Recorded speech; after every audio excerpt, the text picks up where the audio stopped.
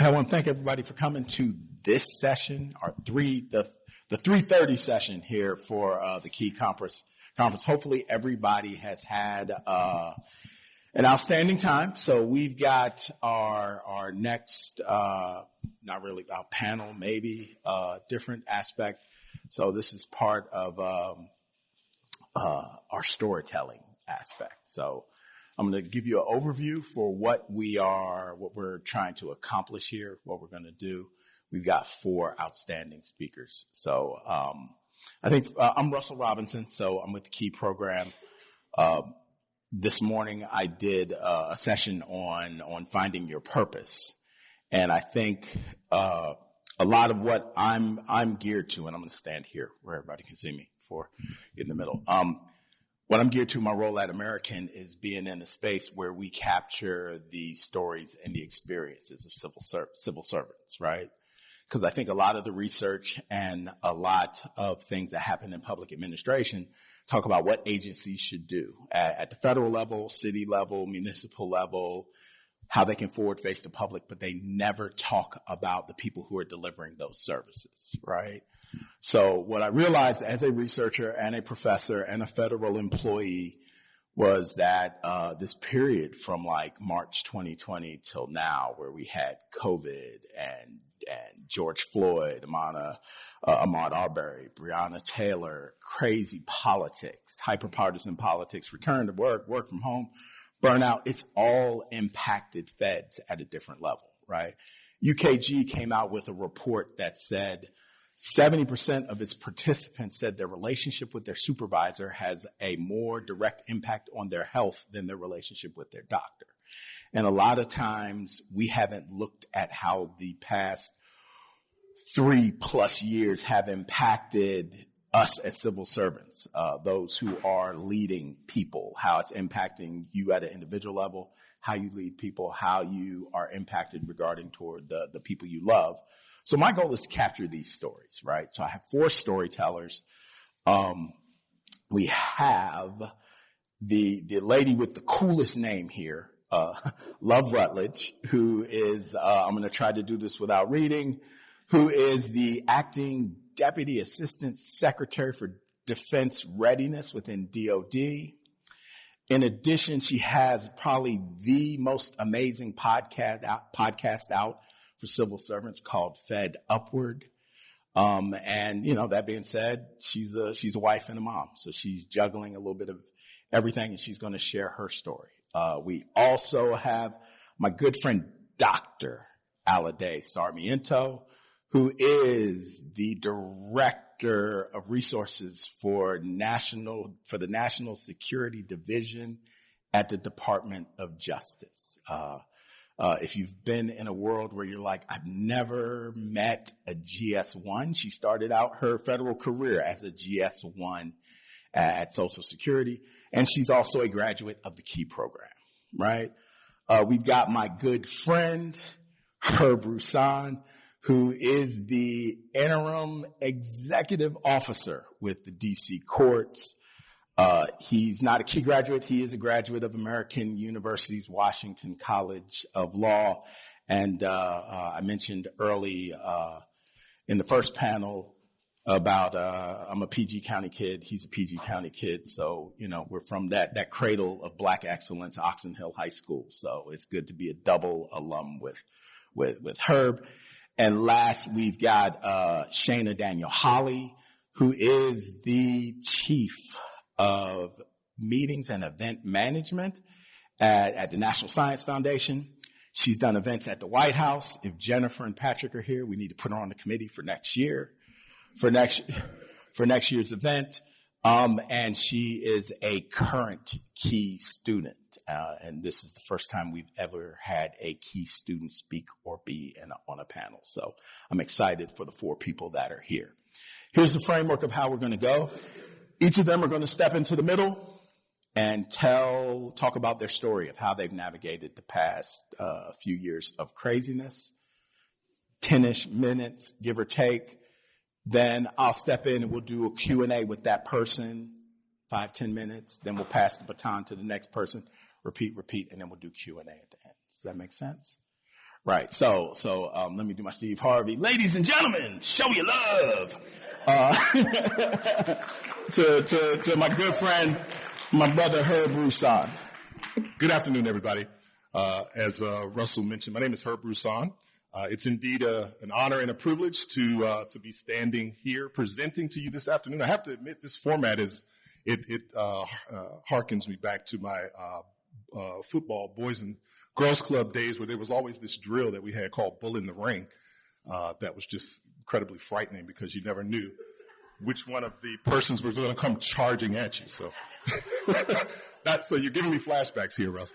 But thank you all for being here. I certainly want to thank my good friend, Dr. Russell, for affording me the opportunity, and to thank you for your scholarship and your visionary leadership in terms of assembling this panel that enables us to really talk about and address some of the burdens and challenges that civil servants have to contend with day in and day out. As the promotional materials aptly pointed out, all of us, irrespective of the roles or the seats that we occupy, have dealt with some pretty amazing and daunting challenges over the past 3.5 years. And as I reflect on that, I think about the fact that just by virtue of the fact that you're still here and you're still standing and you're still showing up and you're still committed to provide the way forward is really a testament not only to our collective genius, but also a testament to our resilience. Okay. But I would venture to say that the resilience that we have currently and our capacity to do hard things would not have been possible but for the challenges that each of us went through, right? So with that as sort of a backdrop, I would like to use as sort of a training topic or a takeaway, if you would, harnessing the power of disruption. Harnessing the power of disruption. It was January 2019. I had just been appointed as the acting deputy executive officer. Russell gave me a slight promotion. I appreciate that. Not quite executive officer, the acting deputy executive officer for the District of Columbia courts. The courts were emerging from the longest government shutdown in our nation's history. And I had now been assigned to provide executive level leadership to all of the support aspects of the court, both the trial and the appellate court that formed the third branch of government for the District of Columbia. About probably, I would venture to say, maybe about 200 employees under my span of authority. So, Russell, the point that you made in terms of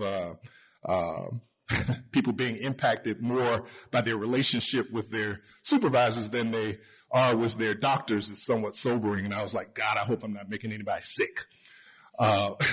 But that being said, that is a pivotal point of reference and one that I will certainly never forget. Now, as the year unfolded, I found that there were a myriad of professional challenges and a myriad of disruptions, as I would like to put it, that I had not anticipated and, quite frankly, that I was not prepared for. So through all of the challenges, one of the things that I recognized very quickly is that the mantle of leadership is not only heavy, but it is also sometimes very isolating and lonely, because the reality is that for a myriad of reasons, leaders tend to sometimes suffer in silence, not wanting to give the impression that somehow you can't handle what's on your plate, right? And so we tend to, do things sort of inwardly. So while outwardly we can sort of wear this mask of know-how and confidence and like we got everything going on, inwardly, I'm here to tell you that sometimes there is literally a war of worry and concern and, quite frankly, fear as to what to do next. And so the question emerges, what do you do when you don't know what to do, right? That's a question that I had to contend with quite often, and I would soon grapple with that question, that ever-evolving question, as the year 2019 and even 2020 and the years that followed would unfold. because in March of 2020, the DC courts, much like every other agency, company, organization in our country, was confronted with what our operational status would be, what our operational identity would be as we navigated a global pandemic that impacted not just the DC courts, but the entire world. And so for the courts, an institution that really prides itself on precedent and predictability and stability and maintaining a set of historical norms and practices, for the court, that proved to be a very disruptive thing. From a leadership perspective, we pretty early on set our North Star. It was one, to continue to provide access to justice, while doing so in a way that ensured the safety of both our staff as well as the public that we serve, and then doing so with a high degree of empathy. Now, for us, that empathy piece was vitally important because we realized that COVID was impacting our workforce in some pretty profound ways. Not only were people contending with juggling work at home, but for many, they were also taking care of their children. In some instances, they were taking care of aging or elderly parents. And in some extreme instances, they were also grappling with death of their family and within their friend circles. And so, disruption, right? And as much as it was impacting our workforce, it was also impacting me as a leader, both personally as well as professionally. Now, in all candor, I was literally burning out. And even though I was showing up every day in my role, doing what needed to be done, nevertheless, I was leading out while at the same time bleeding out. And I needed to figure out something quickly just so that I could make it and provide the leadership that was necessary in this new role. Initially, running and working out became my outlet. You know, a 5K here, a 10K there, a half marathon there.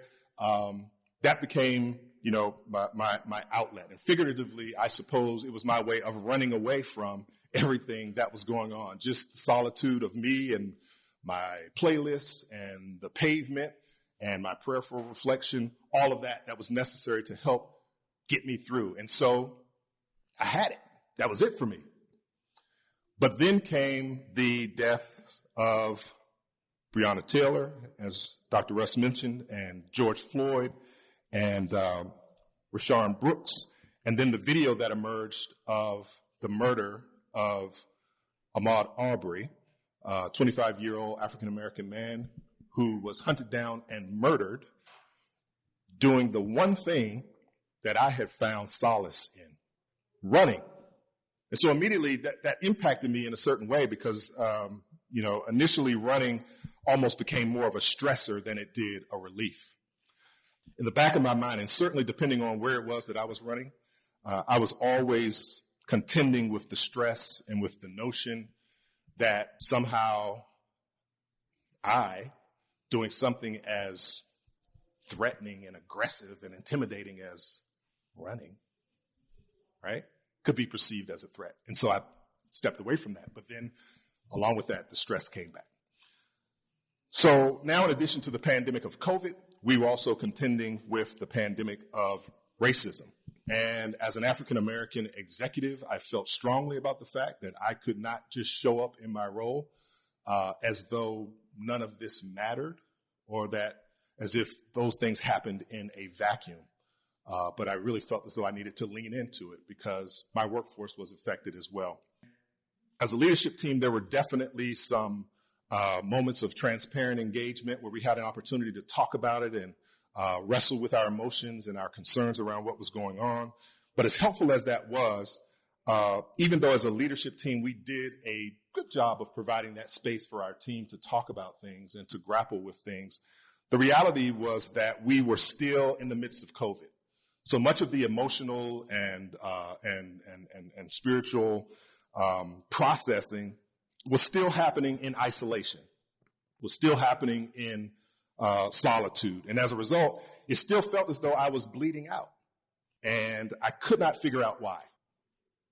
And it wasn't until I became much more intentional during some moments of prayerful reflection that I learned a critical leadership lesson that I would like to share with you this afternoon as a takeaway and invite you to add to your leadership box moving forward.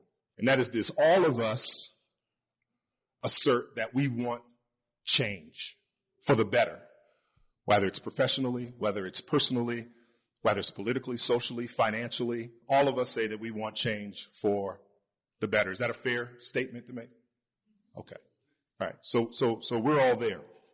But the one thing that history has taught me, and the one thing that I've learned over the past 3.5, almost 4 years, is that change is rarely ushered in on the coattails of the status quo, but rather change often follows disruption. In fact, that's why probably many of you are here this afternoon.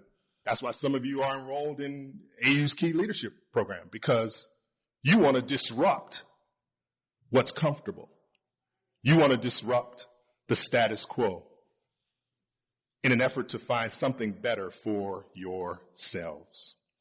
And so if there's one thing that you can count on as a leader that is trying to effectuate change for the better, one thing that you can count on is disruption. And I would even venture to say that wherever you see the presence of disruption, look around, because change is following closely after it. Now, not talking about what kind of change. It could be change for the good or change for the better, but that's where we come in. And so the key lesson that I want to leave you with is that as leaders, not to allow the disruption to become a distraction. That's where I was missing it. That's where I was burning out. We can always count on disruption. If you ask for an oak tree and someone gives you an acorn and you plant it in the ground, what's going to happen? That acorn is going to disrupt the soil so that that oak tree can come forward. If you ask for a butterfly and you see a caterpillar, what's going to happen? Eventually, that caterpillar is going to disrupt the cocoon to the point where it can come forth as a butterfly. So the power of disruption is that it provides for us an opportunity to usher in change. But the key is not to allow the disruptions to become a distraction. Lord knows there's plenty of disruption going on all around us. All you got to do is turn on the news, right? And it's always out there, right? And so I just want to challenge each of us in our respective roles to acknowledge the disruption, but to maintain that North Star of what it is that's important to you, that it might not take you off course, but rather that you can leverage what I would call the power of disruption for the purpose of ushering in change for the better. Thank you for your time and listening. We're going to open up for Q&A. So if you have a question, raise your hand and we'll get a microphone to you. So any questions? Hi, thank you for speaking. Thank you. I wanted to clarify a little on that last part you were ending with. Mm-hmm. When you say you stopped letting disruption be a distraction and that it helped you start getting better into the work, what in particular did you do to make that disruption work for you in your role? So I think for me, it was more about changing my perspective about the disruption that was happening. Because what I found was that as I continued to focus on the disruption to the exclusion of what the goal was, then there's a lot of time, energy, stress focused on this disruption to the point where it's no longer just a disruption, but it's a distraction because there's all sorts of things here that need to be done. And I think there were a couple of instances where things fell through the cracks. And I was like, well, what happened? How did that happen? Well, it happened because I was focusing on the disruption and not what needed to be done, right? So there's still a way to, again, acknowledge the disruption for what it is, but leverage it in a way that enables you and empowers you to address what needs to be addressed, right? And, once you do that, you're able to look back on it and say, in some sort of weird way, I'm kind of thankful for that disruption, because had I not been through it, it wouldn't have sensitized me to what needed to be done over here. So it was more just sort of a change of perspective and being really intentional about it, and also being intentional about it moving forward as well, right? So when things come up, which they always will, trust me, there's probably stuff blowing up now when I'm here, but I view them differently. So my perspective is different. Thanks for the question. In the beginning, you talked about suffering in silence. So can you go deeper on your journey with that? And when did you get to, what was the tipping point that said, I need to seek out other voices' opinions as opposed to enduring this as a solo? Thanks for that question, Russ. So some of that, it was just personality. I am an extreme introvert. And so by nature, I tend to sort of go in, right? I think, well, let me put it this way, because I am very serious about, and was very serious about the comment in terms of establishing like a leadership brand, right? And being perceived, not just perceived, but being appreciated for someone that can get things done. And so there was a tendency on my part to not immediately like seek out, like, I can figure this out, right? But I think over a period of time, I recognized that I believe that we were created for relationship. So there's no one person that's the sole repository of all the information, nor the sole repository of all the answers. And so I needed to be able to leverage my colleagues and be okay with that not representing a weakness in my part, but rather an appreciation for the value and the substance that this person that's serving alongside me brings to the table. And I think that's it's really changed my paradigm in terms of being willing to reach out. Now, that being said, I do still feel as though, and maybe this is just me, but I'm always cautious in that too, because not everybody has earned my transparency, right? And that comes through being in the trenches together, serving together. So once I feel as though there's a relationship there, then I can, I'm comfortable with saying, hey, this is where I have some blind spots, or this is where I have some gaps. How can you help me out? My question is about your North Star. So the first time I had ever heard of the term was in Dr. Russ's class that we had earlier this semester. He got that from me. Oh. Nah, I'm just playing. That's cool. I'm getting it from the source. Okay. I'm just playing. So you talked about what do you do when you don't know what to do? And you said that you set the North Star. But later it sounded like maybe that was something that was already set prior to this pandemic. Mm-hmm. And so how would you go about setting it? Would you set a North Star as soon as you come into a position of leadership? Or does that change based off of circumstances? So just curious about the North Star. So sure, there's the North Star that I was referring to is more of an organizational North Star. So like as an organization, we have established like a strategic plan that has, these big picture goals of access to justice and fair and timely case resolution, so forth and so on. So those are things that are constant, right? And as a leader, we always try to create a line of sight between what people are doing day in and day out to those things, right? So being reminded of what that North Star was organizationally was very, very important, because these disruptions, you were like, okay, well, how do you provide access to justice and it's COVID? Well, the need to provide access to justice doesn't go away just because it's COVID, right? And so as a leader, you have to think creatively about that's still important. How do we get there? Yeah, I appreciate all that COVID stuff. I appreciate it, but we still got to do this, right? So that's the organizational one. And then for me personally, I always feel I have a North Star, and that is I try to ensure that it's aligned with where I am within the organization. If it doesn't, then I'm probably not in the right organization.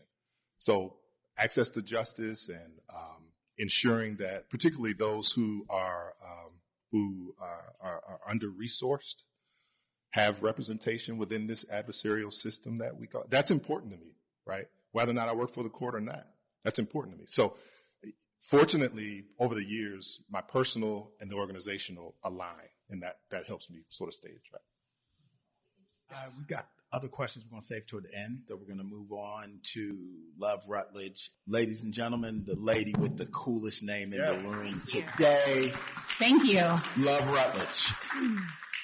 Thank you, Russ. I appreciate the opportunity to be here to talk to all of you today. And thank you all for coming to this session. Really excited to have an opportunity to share stories and listen to other folks' stories about how they have gotten through the last few years, because it's been rough. And I want to focus on how you can stay sane during times that are very chaotic when you have a lot of different roles in your life. So when COVID happened, I had two very young children. I have a son and a daughter. My son is now 8.5, and my daughter just recently turned 6. And my son had his kindergarten year virtually. And he's a very active boy, and sitting still in front of a computer all day was a challenge for everyone in our family. And it was brutal. And my daughter was a toddler.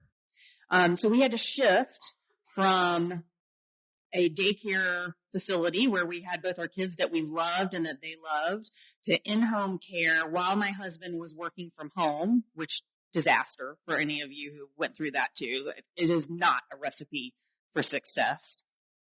Never do that.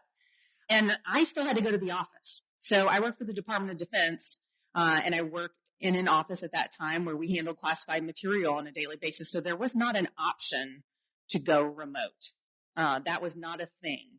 So it was also an interesting time and difficult to maintain morale in our office during that time, not just because of what was going on in the world with COVID, everybody managing their different family situations, some like me, some taking care of parents and relatives who were sick and managing all kinds of different situations, but there was no work from home. That was not an option. And so we had to figure out people's schedules so that we did not overpopulate the office at any given time of day. So some people worked an earlier schedule. Some people worked a later schedule. And that put different kinds of stresses on their families and their household environments. It's also really difficult to explain to young children why they can't go to school and be with their friends, but mommy gets to go to work and see her friends. So that was a challenge too. And, you know, for those of you who have children, you know that logic is not always a thing, right? And so explaining those things was just incredibly, incredibly difficult. So I want to say first that I hope as you all act as leaders and move into leadership roles that you think about your subordinates' different home life situations and how that might be impacting how they show up and how they perform their duties.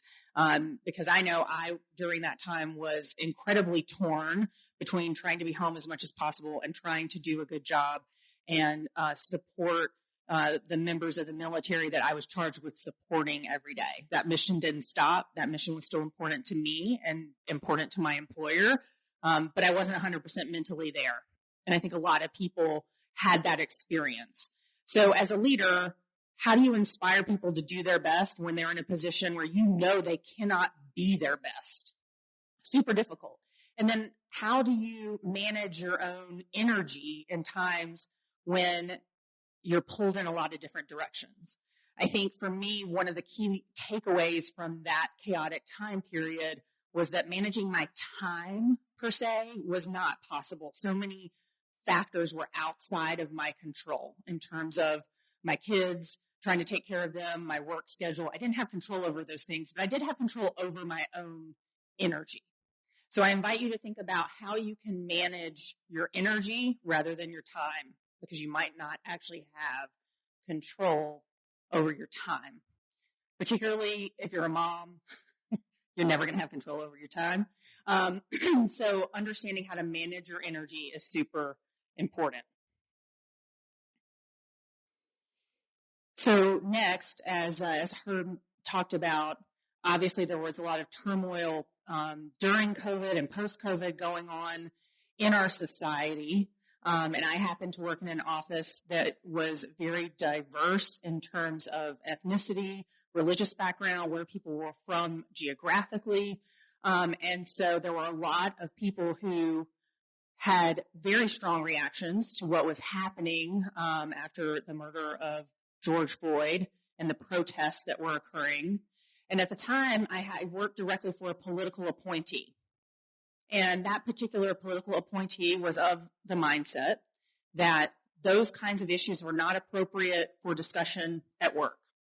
And so he didn't address it, he didn't bring it up, and he didn't encourage people to seek help if they were experiencing stress associated with what was happening at that time. So I was not technically a leader of the organization. I was not the lead of the organization, but I felt it was important to give people a space to talk about what they were experiencing because that was a hard time. That was a hard time for a lot of people. And again, what you're going through outside of work is going to have an impact on what happens to you during the workday and how you manage that energy. And so giving people an opportunity to express their concerns, just to be heard, is super important. So one of the other things I took away from that time period was having one-on-one conversations, making the time, even during those really stressful work days when I was trying to get home as quickly as possible to my kids. I still needed to make time to give people an outlet because they didn't have one otherwise to talk about what they were experiencing and to give them that psychological safety that was discussed next door in the last session, if you were there, to express their feelings. Because they couldn't bring their best selves to work if they couldn't be honest about what was happening at that time in our country. So speaking of what was happening in our country, right, we also had the difficulties that occurred for all federal employees after January 6th. So I don't know if you all got the opportunity to work remote or if you were in government offices on January 6th, but that was a scary day. It was a scary day for a lot of us. So I worked at the Pentagon at that time, and there was a concern that we all needed to leave as soon as possible because we didn't know if there were going to be similar attacks or protests on the building that we worked in. And so people departed, quickly that day. There was a lot of uncertainty around what might be occurring in the days after that. And I happened to work for someone at that point in time who believed that the election results were going to be overturned and that that Trump was still going to be the president of the United States, and therefore the political appointees who were in our offices would remain installed in their positions. Now, regardless of your political leanings, you can imagine the administrative difficulties that introduced as we were trying to figure out who was going to cover meetings, who was going to be the lead for a particular working group, who was going to be setting the pace for the office. We couldn't make the simplest of decisions because this particular individual believed that the election results were no longer valid. So that was an incredibly stressful time, too, for a completely different set of reasons. And we had to figure out as a team how we were going to work through that. Again, giving folks the opportunity to talk about their frustrations with that situation was really important, and managing my own energy and trying not to feel or demonstrate righteous indignation every day about what was going on. That was a real struggle for me. But it was important in terms of trying to maintain morale in the office and make sure that we were supporting each other until that situation resolved itself, which it eventually did. But again, very tense time. And I think we don't talk about, as Russ mentioned earlier, how those kinds of events impact us individually and how they impact our teams. So finally, I want to talk about my current position, kind of fast forwarding to present day. So I'm in an acting deputy assistant secretary role, which is an interesting position to be in because I have all the responsibility, but none of the real authority, because a new political appointee will come in eventually, maybe next week, maybe 6 months from now, don't know. So there's a lot of uncertainty surrounding that acting role, I've been very fortunate to have a team that has been incredibly supportive, and they've treated me with a great deal of respect, even though they know at some point I'm going to move back to my cubicle and be a member of the team just like I was before. Fostering trust within the team before that transition was really important. Making sure everybody knew that I had their best interests at heart and I wanted the team to remain intact and proud of the work we were doing was also important. But I want to foot stomp the fact that it's still really hard. It's really hard when people know you're not going to be in that role for a long time. And some of you may have experienced this for a variety of different reasons. When you're in a temporary role, you've got to have a different mindset about what success looks like and how you want to interact with the team and your peers who won't be your peers in the near future. It's a very unique position to be in, I'll say. To sum up, I want to say again, the key things that I learned from these crazy times were that managing my energy was super important, particularly when I couldn't manage my time. That communicating with my team one-on-one and giving people opportunities to express their frustration without letting it get out of hand and take over was super important. And I hope that you all, no matter what kind of chaos is around you, can find things to latch onto that you can enumerate, that you can write down a list of things that went well. Even if that's on a daily basis, here are the things that went well, because we tend to focus on the things that went poorly, the bad jobs we did, that conversation we should have been more articulate in, that point we should have made in the meeting. Focusing on the things that went well can really help ground us and put us in an attitude of gratitude. And as a parent, and again, those of you who are parents can probably relate to this, sometimes the only things that went well in my day is that everybody brushed their teeth. And that is it. And so if that's the only thing that went well for you that day, embrace that. Because your kids still brush their teeth, and so did all the adults in your household. So, find something positive that you can say, hey, I got that done. That went well. It's really important because, again, we can always find a long list of things that we didn't do a good job at. So I'll end it there and say, again, thank you guys for being such a great audience, and I'm happy to answer any questions that you might have. Questions for love. Thank you. You talked a little bit, especially towards the end there, about sort of shifting expectations of what success looked like or what was accomplishable in these, when faced with these very different challenges. I feel like, probably not perfectly, but I feel like I do that very well. I'm like, man, this disaster happened. If we can finish 50% of what we planned, it's a great day. But it's hard for me to get that across to my team. Can you talk at all about trying to help your team understand, like, hey, we have these goals, but man, the Capitol was just attacked. Our timeline is going to change. Like, how do we help our team understand it's going to be okay and we're going to get done what we get done? I think that's a great question because, again, we tend to focus on the things that we didn't do well, right? The goals we didn't meet.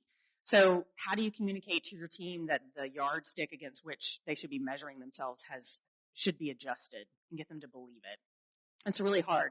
So constant communication, obviously, and letting people know that you believe they have achieved as much as could be reasonably expected, and communicating to your superiors about what can and cannot get accomplished and changing those goals in writing, I think is really important because nobody's going to believe it unless there's actually a change in what your objectives are and your timelines are. It's hard to get buy-in to do that, right? But I think there was a recognition during COVID, at least, maybe not in some of those other instances, but because COVID was so universal, I think there was a recognition that a lot of things would have to shift to the back burner. And so moving forward, I think if we encountered another crazy situation like that, I would say prioritization is key. What ends up below the cut line, if you have a limited number of people, limited number of hours, communicating that prioritization to everyone up and down the chain of command is really important. and making sure people know that you are going to take things off their plates. And you mean it, because we tend to say, oh, we'll deprioritize that, but actually you have to get it done by next week. So thanks. So being really clear about that and following up on it, I think is important. But I'll turn the question back to you. You said something you felt like you did well. What are the tactics you used with your team that you think worked? I feel like I do it well in my own head. The way goal setting is done this day throughout the federal government is largely looking for aspirational goals, right? Mm-hmm. Every quarterly goal, every annual goal, every 5-year goal is already a stretch goal. So it's already a thing that's going to be hard to do. And then when things start happening in there, it's immediately unrealistic. So, hey, man, that was an aspirational goal. We're not quite going to make it. It might happen 2 months late. That's okay. It was always an aspirational goal. Identifying when your goals are aspirational and what specific performance objectives have to be achieved for people to be considered as, strong performers are two very different things. And keeping the communication clear on what the stretch goals are versus your actual performance objectives has got to be a key part of that. Before we go to Alade, tell everybody about the Fed Upward podcast. A few years ago, actually when I was pregnant with my son, I got super annoyed that I couldn't find resources or any policies about what flexibilities were available to me when I had a child. It was before federal employees got paid parental leave. So very different time than now, thank goodness. And I couldn't find anybody who could help me. It was like I was the first person who ever, had a uterus and worked for the Department of Defense. And so I wrote a guide for other people based on my experience and ended up giving it to an organization that published it. And I thought, if I'm having this much trouble, I was 15 years into my federal career. I knew a lot of people. Like, if I was having that kind of problem with something that simple, I'm sure a lot of other people were too. So that's what inspired me to start the podcast. So it's called the Fed Upward Podcast. Fed Upward's all one word. And my goal with the show is to give tactical and practical advice to federal employees to figure out how to navigate through problems that we all face working in large bureaucracies. So it's not connected to my job. I do it outside of work hours. And if you all have stories about things that have worked or things you want to hear about, please reach out, because I'm always looking for folks to come on the show and tell either positive stories about something that worked in the federal government or steps and processes that people can use to get to positive outcomes. So I hope you'll look it up, and I hope you'll reach out when you have great stories to tell. Thanks a lot, Love. Thank you. All right. Now we're going to hand it over to one of my favorite doctors, Alade Sarmiento. Thank you, Dr. Russ. And thank you for the opportunity to be here and everyone for attending. So I've got a tissue for a purpose, because part of what I'm sharing is very, very personal. But I'm going to talk about overcoming and thriving through adversity. As Facebook memories often like to just remind you of things, this morning my Facebook memory was reminding me that 16 years ago, I moved from Denver, Colorado, to Phoenix. And my move was a lot of things. First, I got a promotion, and I was going to manage a Social Security anti-fraud center for Social Security cards. The second thing was I had just, 3 months previously, I had just left a lifelong community. That was my church. I had been raised a certain way, certain expectations. I, to that point, had not been allowed to date. My life was mapped out for me, and I didn't have an education because that was not allowed. And so I find this freedom, and it was mostly because at work I was getting developed as a leader. And I was learning about Myers-Briggs. I was learning about myself. I was learning about crucial communications, critical communications. And I was asking questions like, why am I not my authentic self all the time? And so You don't, if you've been in the religious environment, you don't question. You just do as you're told. And so it came to a point that I just had to leave. And so leaving, I didn't think of all the implications. I didn't realize that leaving meant I would be shunned. And it was so painful that I had to move. And so I moved to Phoenix, get a new job. I have no friends because I was not allowed to have friends. I start all over. Like, who am I? So the first thing, which was my biggest insecurity, was education. So for the next 14 years, I obtained a bachelor's, a master's, and I was finishing my master. And I was at an event, and somebody said, I have 2 doctoral degrees. And I was like, I want one. So I spent the next 7 years and 3 months doing just that. And I finished it last March, I defended. Thank you. So in these last 16 years, I've had 8 jobs, 24 years at Social Security, and now 7 years at Department of Justice with the National Security Division, where I oversee finance, budget, and HR. In 2017, as I was just focusing on myself, I realized that I needed to move my parents to live with me because of my father's declining health, and moved them out here, settled them in, kept my life going, my career going. But then COVID happened. And for me, it happened, my life was drastically changed a couple of months before. It was November of 2019. I was wrapping up my day. I get a call from my mom. And she says, your father has taken me to urgent care in Hillthorpe. I've had a bleeding ulcer for the last 2 days. I didn't want you to worry, but I need to go in. And I'm like, okay. My mother's, up to that point, had been perfectly healthy. No issues, walked 3 miles a day. I actually took my time to get there. I get there. I immediately get rushed to see her. And she's sitting there. I'm hungry. That's the first thing she told me. And I said, well, as soon as we get out of here, we'll go get something to eat. Then I'm looking at her results coming into my phone. And I'm like comparing into Google. And I'm like, oh, your platelets look off. Well, her platelets are at 5. Normal range is 150 to 300. And the doctor comes in. He's like, Miss Sarmiento, you're not going home today. We need to admit you. We found a couple of things that are concerning. So December comes along. My mother had a resection. She was diagnosed with liposarcoma, which is a cancer that grows in soft tissue. My mom had a 13-pound tumor in her abdomen. My mother is all of 5 feet, 140 some pounds. So she's a small woman to have this huge tumor inside of her.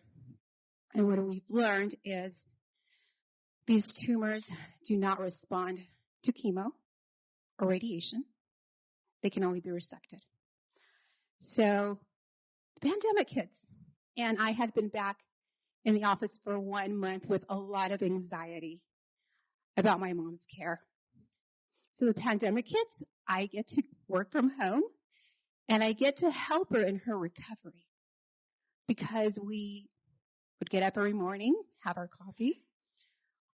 We would watch a Mexican lady who has this very unique stove, and she makes like amazing recipes. And I'm not sure, it's like this fire pit type of thing with a griddle on top of it. And I have no idea how she controls the heat, but she makes amazing food. So that's my thing. I'm like, how do you control the food? So my mom and I would make recipe after recipe after recipe. At night, we would watch, we went through Downton Abby, Love Comes Softly, every time period series that you could potentially find, we did that. In 2021, tumors appear again. So she goes through a second resection. And this year, in February, more tumors. She didn't want a surgery, so we looked at alternatives. I knew chemo didn't work, but hey, let's go talk about that. Knew radiation didn't work. Hey, let's look at proton therapy. And every answer was, she needs to have a resection. So April 13th, she had a third resection. And this time they said we're going to be a little more aggressive with the tumors. So they removed her right kidney, right side of her colon. And as they removed all that, they found multiple tumors that they had not seen before in the scans. As they were removing the tumors, there was one kind of by her thigh. They severed an artery. That artery compromised her leg. She woke up to a numb leg. For the last 8 months, I have seen her struggle getting out of bed, doing basic things. For me, it's been balancing, letting her have her space, her dignity, and making sure that she is safe. During this entire process, I have learned so much about my mother that I did not know. And I think a lot about me. She is driven. She's a goal setter.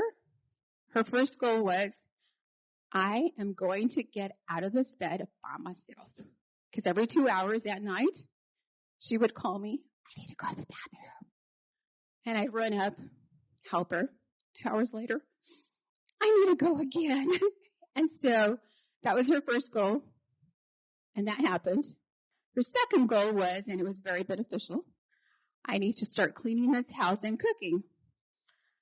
And she's an amazing cook. She's accomplished that.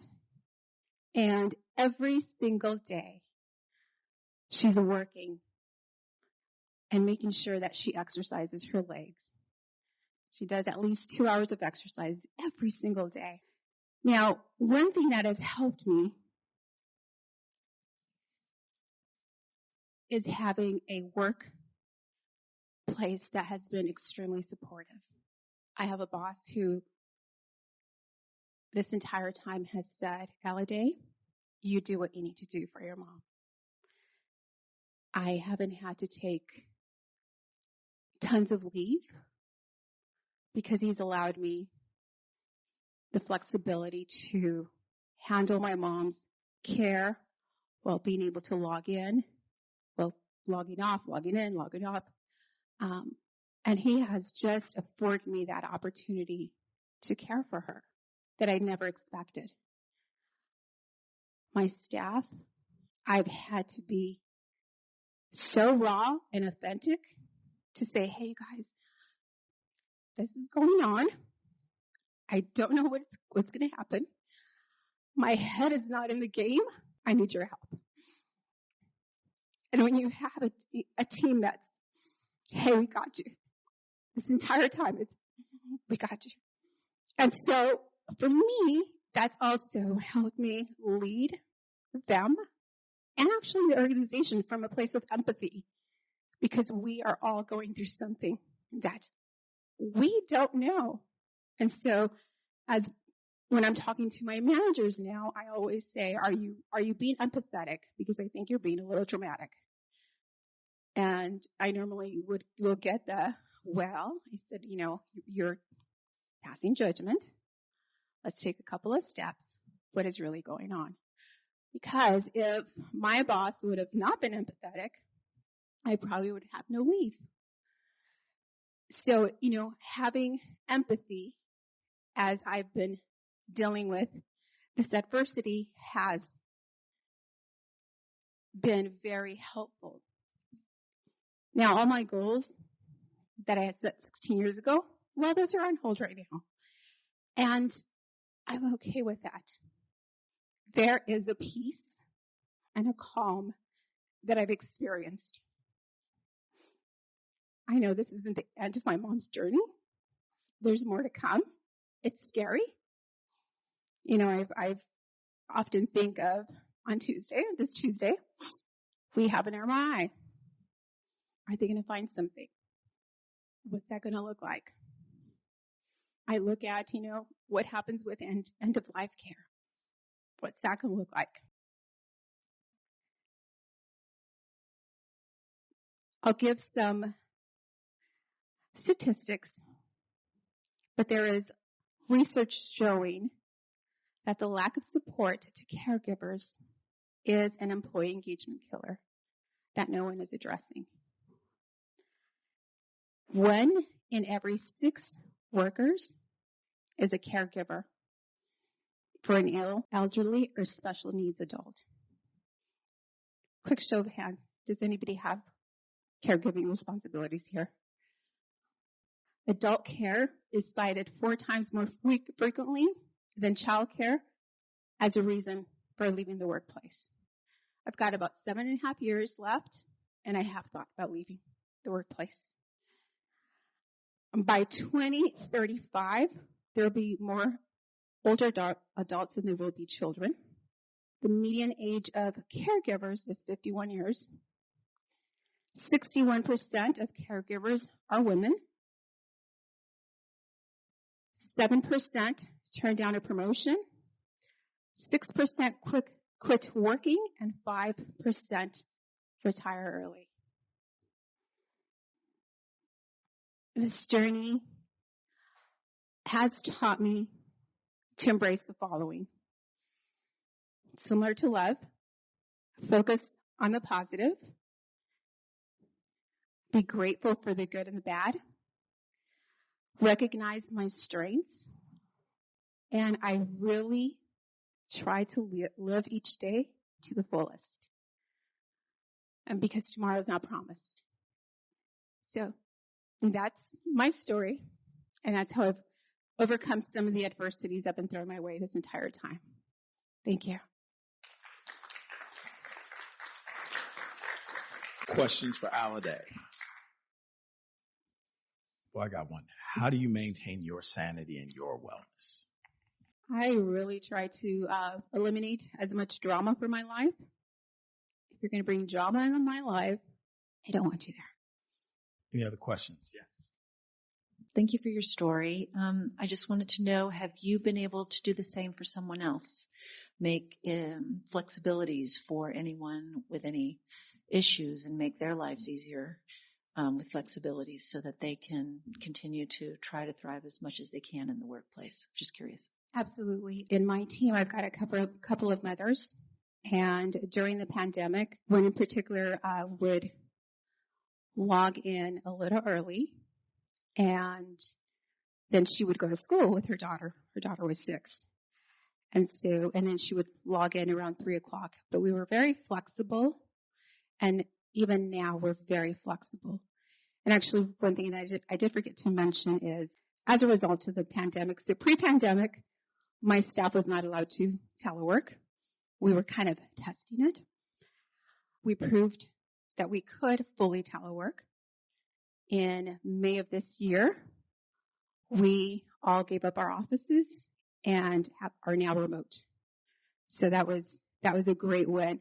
But it's really due to their ethic, the work ethic. They got the job done. They always were working. We were the only ones in our division for the first few months who were actually working all the time and not on weather and safety leave because the courts were closed. And there was nothing we can do. And travel was not happening. So, with the National Security Division, those are 2 things that are constant. Thank you, Alade. Thank you. Great story. Last but not least, we're going to bring up Shayna Daniel Holly. Again, the first active key student to present. So come on and do your thing. Thank you, Professor Ross, and thank you, cohort.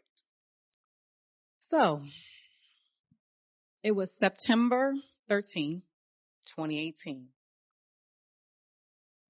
Jackson, my son, his father, and myself, we were walking to school.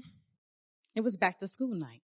And we were so excited because my son kept talking about all the fascinating things about his teacher, Miss Ketchum. And we were ready to learn what he will be learning for the year. So we sat down at a little table and chair, and his father was eager to fill out this form about interesting things about Jackson. You know, what is he like? What does he dislike? It was just a normal back to school night. Later on that evening, we went to a Mexican restaurant. That's my favorite cuisine. And his father was cutting up his quesadilla. Now, remind you, this boy is in second grade. I'm like, let the boy eat. He can handle his food. He doesn't need your assistance. But no, his father's like, no, I got this. This is my son. I can take care of it. I'm going to cut his food. So, okay. Saturday comes, soccer day. We had a game. Normal. Jackson scores. We are so excited. We're just celebrating him. And it was just a normal week. Normal weekend. Until September 16th, Sunday. That day changed Jackson and my life forever. His father didn't wake up. His father died, passed away in his sleep at the age of 40. Of course, I'm like, what is happening? I know this is not my life. God, why me? Why my son? I still have my father. My parents had their fathers. But why, Jackson? Why us? And devastation was an understatement. Because here today, gone tomorrow, you hear that term often, was so fresh to us. And the word started traveling, and I kept getting tagged on Facebook. What happened? What's going on?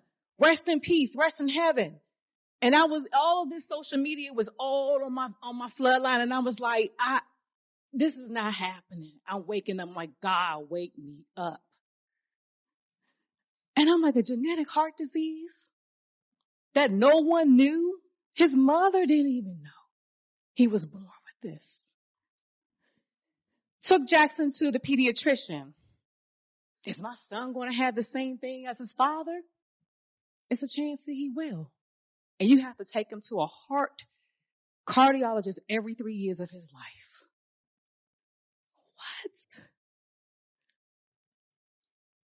What? Okay. Moments, nights, couldn't sleep. Crying. Get through the funeral. Crying. And I just one day just started screaming. I said, God, why me? And I called my girlfriend, and I called her. I said, Shannon, why me? And she said something that forever changed me. She said, you know what, Shayna, why not you? What makes you exempt from tragedy? This is going to be your testimony. You're going to be able to help the next person that goes through this. Jackson will be able to help the next person that will go through this. This is your testimony. Put your faith in God, and He going to direct you. Get up. Get up. And from that moment, I got up. And I immediately signed Jackson up with EAP counseling. I also signed myself up for EAP counseling because we needed it. We needed that guidance. And then we just started just making sure that we were going on a regular basis and making sure we went to church and making sure we were surrounded by close family and friends to get us through. And it took day by day. But how many know that grief doesn't stop life challenges? I'm still processing it. So is my son. And I get calls when I'm back at work and he's having a bad day. That was my life. As I'm still trying to cope and grieve and learn to be a single mom. But took a step forward. I kept pushing. I was a new supervisor at the time. Staff of 13. Trying to figure out how to make it work. How not to cry when I close my office doors. Go home to my son. He might have a bad day. What do I say to him? It was a lot. But I kept going. And one thing that also helped me keep going is learning, taking classes and courses. And at that time, I was in a leadership development program at NSF. And I was thinking about quitting. And I worked so hard to get into this program because I was one of 29 individuals out of 109 that got selected for this program. But I kept going because I wanted Jackson to have an example to keep going. And I kept taking these classes and it kept giving me the confidence I needed to be that supervisor for my staff when I had my bad days. It kept me going. I kept growing. I kept learning. And I graduated December 2019. And guess who was there? Jackson was there. My parents were there to support me. And soon as I started getting a positive strive, like, okay, life is getting better. It's a year later after his father passed and, it was getting comfortable in my supervision. Then all of a sudden, like many of us talked about, March 2020, pandemic. And I was at a point where I had a full in-person operation. 42 conference rooms, 32,000 square feet, an average of 3,800 meetings a year. Staff was all deployed different places. And I'm like, okay, pandemic's going to be like 2 weeks. Guys, just don't worry about it. Take a little break. It's going to be 2 weeks. I didn't think it was going to be like years. We'll be back. Don't even worry about it. Then all of a sudden, my son's home with me. We're in the dining room table trying to live this virtual life. 2 weeks turns into months. And then I'm getting calls from senior leadership.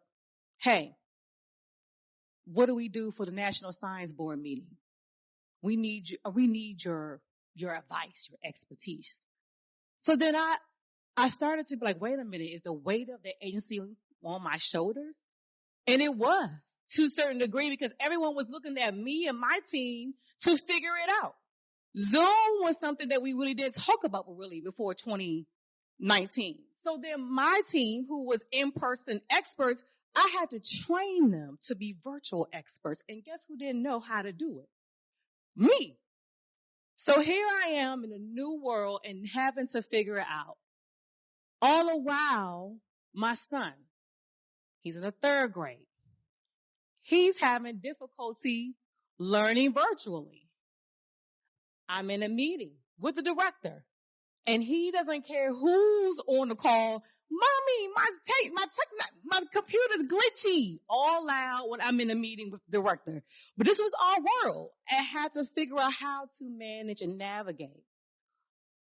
And it got to the point where I was so stressed out because my team was deployed to all these virtual meetings.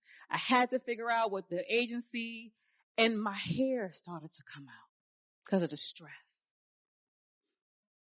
Hair started to fall out. I was gaining weight, depression, loneliness, because we were stuck in the house. I'm trying to figure out and be everything for my son and help him cope to go through his 3rd grade year while I'm trying to navigate the agency on my back. And I remember my girlfriend calling me up and said, Shayna, hey, remember that crazy idea we had about a month ago? to start a podcast? And I was like, yeah. She's like, why don't we just do that? That would be a fun outlet. Why don't we do that? I said, well, I need to do something because I'm dying here, being the janitor, the PE teacher, the back of the agency, the director's calling me. I need something. So we started a podcast called She Got Goals. And that podcast was my outlet. Every episode that we had, we always started out with our mission statement, and it was motivating women in countless areas of life, whether it was relationship woes, it was a loss of a loved one, family drama, and the pains of the workplace. That was our mission statement every single episode. And we thought it was fun and cool until we started developing following. And more women started to tap in or email us and say, hey, you should talk about this and that. And I was like, this is pretty cool. We can take this on the road. And I was like, yeah, I can leave the government and It was a short-lived dream, but it was an outlet that I needed to have. But it got better. It got better. And I say all this to say that my son was watching mommy smile. My son was watching mommy smile at that time when it was still tough for us. And as I would smile, I gained the confidence in my job, and it got better. My team was so resilient that we got through that challenging moment of figuring out how to handle in-person to virtual to hybrid, that we were given a Superior Accomplishment Award from the director. All that hard work and hours and crying, it eventually paid off, and thanks to my team. Yes, we suffered, but we got through it with a recognition in front of the agency. And that was phenomenal. And even after that, during that, Jackson saw it. My parents saw it. And what that instilled in Jackson is that, hey, if mommy can go ahead and persevere, so can I. So Jackson at school was nominated from the teachers in his school to be an Anchor for Life student. And what that means is that you are a role model in your school, and you get to, when a new student comes in, you get to usher that person and show that person around the school. And if there's a conflict resolution, that student comes and handles a conflict between peers. That was a phenomenal thing that he was able to achieve and get. He kept persevering. He was also nominated in his 4th grade class as class president because he saw mommy kept persevering.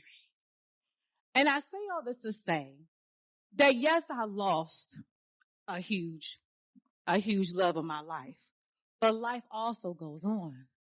I eventually found love. I got remarried. And I'm here to tell you that at any time that you feel like you are at your lowest, anytime you feel like you can't go on, because life is going to always throw you several curveballs, but remember to get up.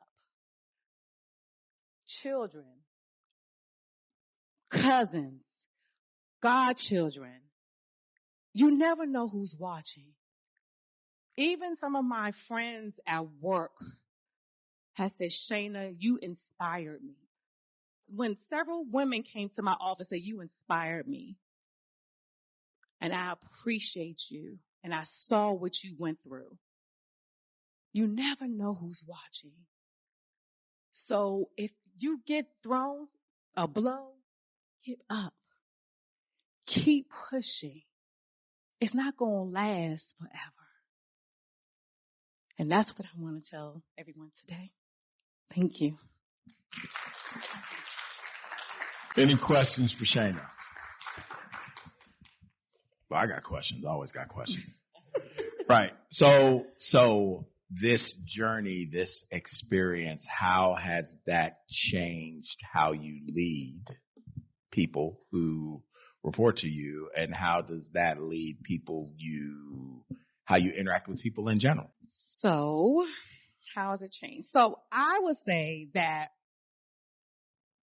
before I lost Jackson's father, I wouldn't say I was not empathetic, but I was like, I was so tunnel vision and focus, if you will. Like if I have a goal, came in the government, climbed my way up, and I was just focused and making sure I just crossed my T's and dot my I's. I just had a team where I had to, the death of his father told me to humble myself.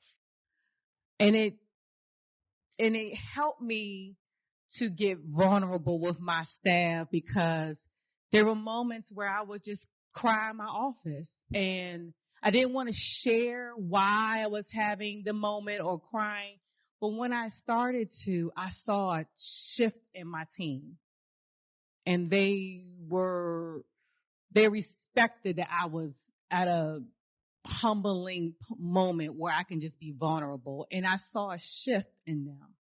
And then they also shared with me their situations. And I started look at empathy different. Instead of being like a tunnel vision leader, I was more so like, hey, how are you? What's going on with your family? What did you do over the weekend? That's the type of leader I transitioned to. But unfortunately, it took a huge loss for me to get to that point. Thank you, Shayna, and thank you to the other panel members. And my question is actually related to a theme that you all talked about, and it's empathy. And so as in my agency, we were fully 100% in person prior to the pandemic. And now we are talking about in January, increasing this office presence. And it seems like the conversation lacks empathy. And a lot of it is about elderly care, child care, health issues or concerns. And everybody, and the conversation seems to be, figure it out. You're coming back. How are we going to navigate that and the lack of empathy that seems to come with it?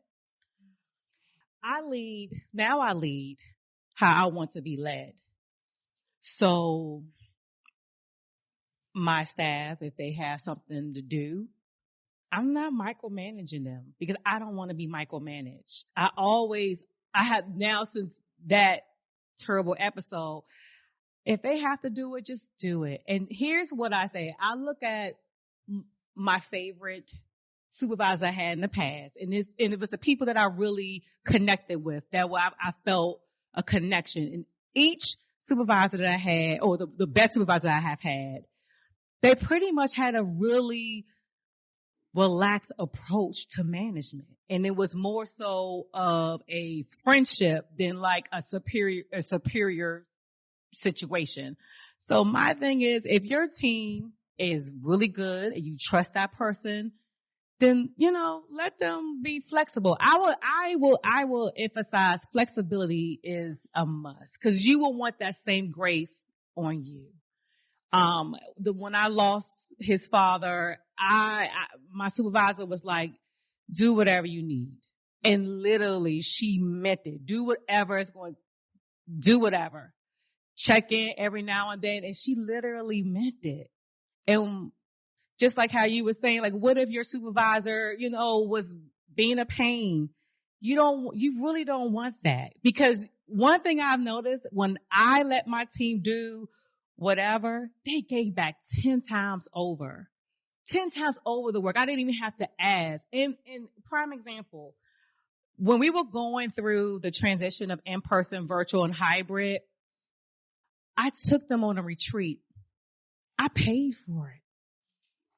I paid for it out of my pocket. He was like, really? I can't believe you're doing that. But I paid for it. But it was worth it. It was so valuable and worth it. I found a place that had zero venue fee, but we had played games. We just took a little bit of what the work that we had to talk about, and it was more about getting to know us. And they, after that, poured into the mission. poured and supported me from that. So I would say when you just take back the boss and supervision of you and be more humanistic and empathetic, you will see the results. So for us, it's actually interesting that you bring this up. On Monday, we are talking to all our managers about the topic. In our organization, we can only have about 15% of our workforce can actually telework because of the rest of the work is classified. So we're discussing, look at assignments that attorneys can do so we can have these flexibilities. But it's very important, and you have to be empathetic. And I believe that we continually see our workforce leaving. Just this year, we onboarded 44 attorneys. We lost 43. So technically, we just gained one. And so, but that's part of what's happening. People want to be home. People saw COVID as the opportunity to have a balanced life. And they want that. Unfortunately, our mission does not allow that. But we are trying to have those conversations and to lead from a place of empathy. I will add to that. I also am still in a workplace where telework isn't an option. But in wearing my podcast hat, right? I've talked to a lot of government leaders who are super concerned about the directive from the White House, right? And from OPM for us to return to work collectively. And so I think this is a great example of one of those things where we have an overarching rule for all of the federal government that shouldn't be one size fits all. So advocate in any way that you can for your teams to maximize whatever small flexibilities might be available. And if you want to have a great resource on these issues, Mika Cross, M-I-K-A, last name Cross, puts a lot of great content out on LinkedIn about workplace flexibility issues. She's a former federal employee, and now she's a consultant who works for a lot of federal agencies. And she's one of the few voices out there that consistently talks about the benefits of flexible work and why the federal government needs it. And she gives a lot of good data with statistics to back up, how and why it's successful. The one thing that I would add that was helpful, well, let me just state up front, I think tone at the top matters. And so it begins with leadership and the leadership philosophy that's driving, the direction that the organization is going to take. I'll never forget when we went to sort of a 100% remote. Originally, we were like, okay, well, what's going to be our position relative to people appearing on their screen? And some people were very strident. We're like, we need cameras on. We need cameras on, right?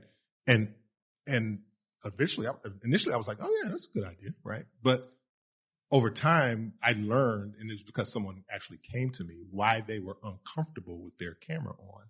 And it had a lot to do with shame associated with what was going on in the background.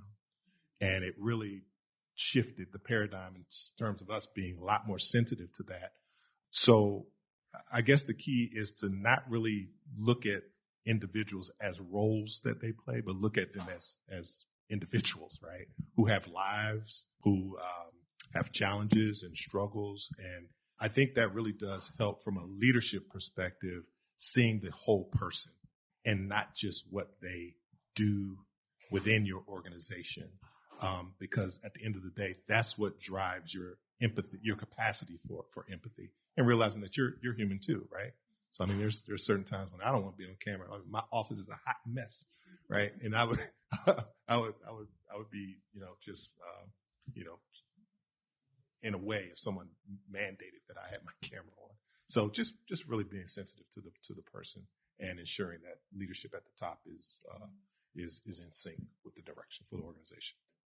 I want to thank again the storytellers, Alade, Love, Herb, and Shayna, and thank all of you for coming to the session and the conference. So everybody have a great day.